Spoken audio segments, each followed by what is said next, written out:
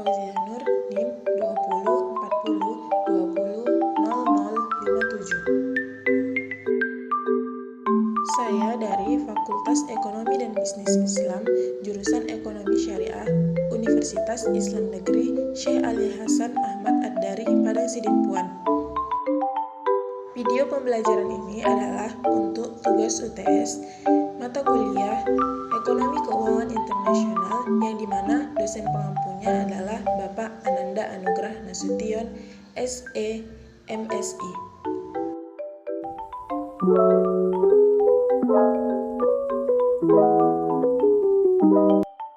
Jadi, apa sih yang dimaksud dengan pasar keuangan internasional itu? Yang pertama, kita harus mengetahui apa sih itu valuta asing. Jadi, valuta asing atau falas atau yang biasa juga disebut dengan forex atau foreign exchange adalah suatu mata uang yang dikeluarkan sebagai alat pembayaran yang sah di negara lain. Sedangkan pasar falas atau forex market adalah suatu tempat di mana investor menjual dan membeli mata uang. Yang kedua yaitu mekanisme pasar valuta asing. Pasar valuta asing dunia menawarkan mekanisme yang dapat menyelesaikan transaksi yang kompleks dan beragam secara efisien. Perantara utama dalam pasar valuta asing ini adalah bank-bank utama yang beroperasi di seluruh dunia, terutama bank-bank yang berdagang falas. Nah, yang ketiga ada pelaku pasar valuta asing. Pelaku pasar valuta asing itu terdiri dari 8. Yang pertama yaitu individu, yang kedua institusi, yang ketiga perusahaan, yang keempat perbankan dan bursa dealer non-bank asing, yang kelima bank sentral, yang keenam spekulan dan arbitrase, dan yang ketujuh broker, serta yang terakhir pemerintah ke dalam pasar valuta asing. Yang pertama, untuk individu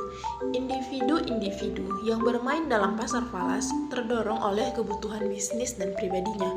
Kebutuhan pribadi, misalnya seseorang ingin mengirimkan uang kepada keluarganya yang berada di luar negeri. Untuk itu, tentu ia akan menggunakan pasar falas untuk mendapatkan mata uang dari negara di mana keluarganya tersebut tinggal. Kebutuhan bisnis itu muncul saat seseorang terlibat dalam bisnis internasional. Misalnya, importir individu memakai pasar falas ini untuk mendapatkan uang yang dibutuhkan untuk membayar kepada pemasok barangnya di luar negeri. Yang kedua, institusi. Institusi adalah pelaku penting dalam pasar falas karena kebutuhan mereka yang begitu besar dan beragam akan mata uang. Transnational Corporations atau TNC adalah pelaku utama dalam pasar falas yang mentransfer sejumlah besar mata uang melewati batas-batas negara. Karena tentu saja mereka itu sangat membutuhkan konversi dari satu mata uang ke mata uang yang lain. Yang ketiga itu perusahaan. Perusahaan masuk ke dalam pasar valuta asing dikarenakan perusahaan itu melakukan kegiatan impor dan ekspor yang dimana pasti membutuhkan mata uang asing. Yang keempat itu perbankan dan bursa dealer non-bank asing. Perbankan adalah pelaku pasar falas yang terbesar dan paling aktif. Perbankan beroperasi pada pasar falas melalui para pedagangnya. Istilah teknis untuk menyebut para pedagang ini adalah exchange dealer atau exchange trader. Bank umumnya melakukan transaksi jual beli falas untuk berbagai kebutuhan, antara lain melayani nasabah yang ingin menukarkan uangnya ke dalam bentuk mata uang lain untuk memenuhi kewajibannya dalam bentuk valuta asing. Bank dan beberapa non-bank dealer valuta asing beroperasi baik pada pasar antar bank dan klien. Keuntungan mereka dari membeli falas pada harga bid dan menjualnya dengan penawaran sedikit lebih tinggi dari harga. Yang kelima ada bank sentral. Bank sentral memasuki pasar falas dikarenakan beberapa alasan. Mereka bisa membeli sejumlah mata uang asing untuk mendongkrak cadangan devisa yang dimilikinya untuk menurunkan nilai mata uang domestiknya. Ini dilakukan sebab mata uang mereka dianggap terlalu tinggi atau overvalued. oleh pasar.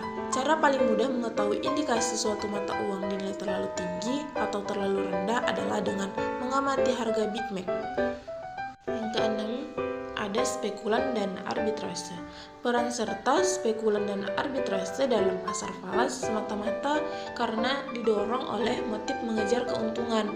Mereka justru mendapat laba dari fluktuasi drastis yang terjadi pada pasar falas. Dengan kata lain, mereka tidak memiliki transaksi bisnis atau komersial yang perlu dilindungi dalam pasar falas. Spekulan memborong suatu mata uang jika mereka yakin bahwa mata uang itu dinilai terlalu rendah dan menjualnya ketika harga naik. Nah, yang ketujuh itu broker. Broker ini adalah perusahaan yang menjadi perantara terjadinya transaksi falas. Mereka membantu kita untuk mencarikan pembeli ataupun penjual. Broker falas agen yang memfasilitasi. Yang ketujuh itu broker. Broker ialah perusahaan yang menjadi perantara terjadinya transaksi valuta asing. Mereka membantu kita untuk mencarikan pembeli ataupun penjual. Broker falas adalah agen yang memfasilitasi perdagangan antara dealer dan mereka tidak menjadi bagian dalam transaksi itu. Untuk layanan ini, mereka nanti akan mendapatkan komisi. Mereka mempertahankan akses cepat ke ratusan dealer yang ada di seluruh dunia melalui jaringan telepon terbuka. Yang terakhir itu pemerintah. Pemerintah melakukan transaksi valuta asing untuk berbagai tujuan, antara lain membayar hutang luar negeri, menerima pendapatan dari luar negeri yang kemudian harus ditukarkan lagi ke dalam mata uang lokal. Apa aja sih jenis pasar keuangan internasional itu? Di sini saya menggolongkan pasar keuangan internasional itu berdasarkan fungsi dan jenis transaksinya. Yang pertama itu pasar uang internasional, yang kedua pasar nilai tukar internasional, yang ketiga pasar kredit internasional, yang keempat pasar obligasi internasional, dan yang terakhir pasar modal internasional. Pasar uang internasional. Pasar uang internasional itu ialah pasar yang menyediakan sarana fisik dan institusional untuk melakukan perdagangan valuta asing, menentukan nilai tukar, dan menerapkan manajemen valuta asing. Pasar ini berfungsi untuk memastikan bahwa dana akan ditransfer secara efisien dari penabung kepada peminjam. Pasar nilai tukar internasional. Ketika suatu perusahaan multinasional atau pihak lain melakukan investasi atau meminjam dari pasar uang, biasanya mereka itu akan bergantung pada pasar nilai tukar internasional untuk mendapatkan mata uang yang mereka perlukan. Pasar nilai tukar internasional ini juga memfasilitasi perdagangan dan transaksi keuangan internasional. Pasar kredit internasional. Pasar kredit internasional ini bertujuan untuk memberikan pendanaan jangka menengah melalui bank yang berlokasi di pasar asing. Pinjaman selama 1 tahun atau lebih yang diberikan oleh bank ataupun MNC atau pemerintah di Eropa dinamakan Euro Credit atau Euro Credit Loan. Pasar obligasi internasional.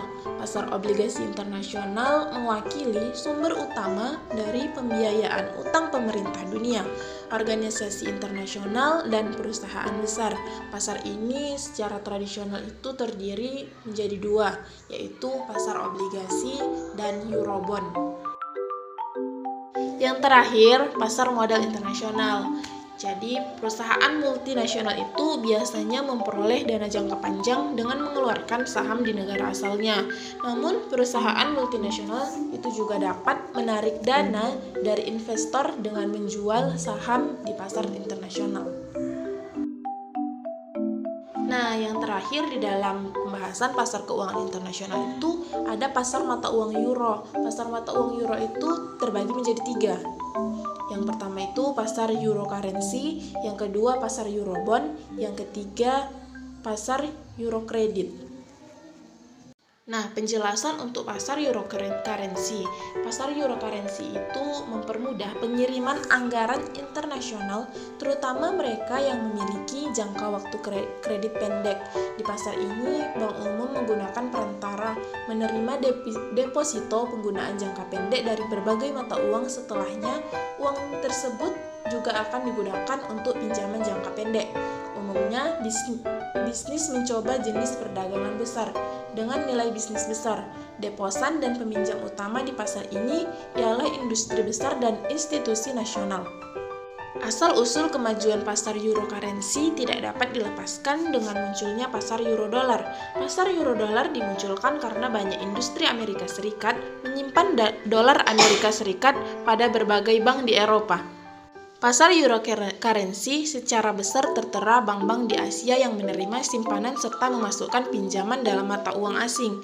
Paling utamanya itu adalah dolar. Pasar euro currency di Asia biasa disebut Asian market, terfokus khususnya di Hong Kong serta Singapura.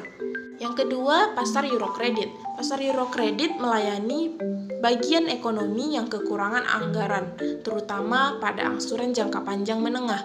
Ketentuan waktu pinjaman menengah biasanya lebih dari 1 tahun dan periode jatuh tempo biasanya 5 tahun. Perbandingan utama antara angsuran di pasar euro kredit dan euro currency adalah pada waktu durasi kreditnya. Bank-bank komersial yang berfungsi aktif dalam pasar euro currency seperti lembaga perantara juga bisa bermain dalam pasar euro kredit. Industri dan pemerintah pada umumnya menghasilkan anggaran setinggi-tingginya dari pasar ini. Nah, yang terakhir itu ada pasar Eurobond. Pasar Eurobond ini mempermudah memindahkan uang dalam waktu yang lebih lama dari berbagai pihak yang memiliki kelebihan anggaran kepada yang kekurangan anggaran. Dapat diartikan bahwa pasar Eurobond memuat kekosongan penyediaan anggaran yang mempunyai jangka waktu yang panjang yang tidak dapat diserahkan oleh pasar euro currency dan euro kredit. Selanjutnya, perkembangan pasar Eurobond. Salah satu faktor yang menyebabkan munculnya pasar Eurobond ini adalah pajak persamaan bunga yang diresmikan oleh penguasa Amerika Serikat pada tahun 1963 untuk menghindari penanam modal Amerika Serikat membeli surat berharga luar negara. Akhirnya, peminjam-peminjam dari luar Amerika Serikat yang sebelumnya menjual surat berharga pada penanam modal Amerika Serikat mulai beralih ke pasar lain, tidak hanya Amerika Serikat saja. Inilah awal mulanya menjamurnya pasar Eurobond. Sekianlah video pembelajaran dari saya dan terima kasih.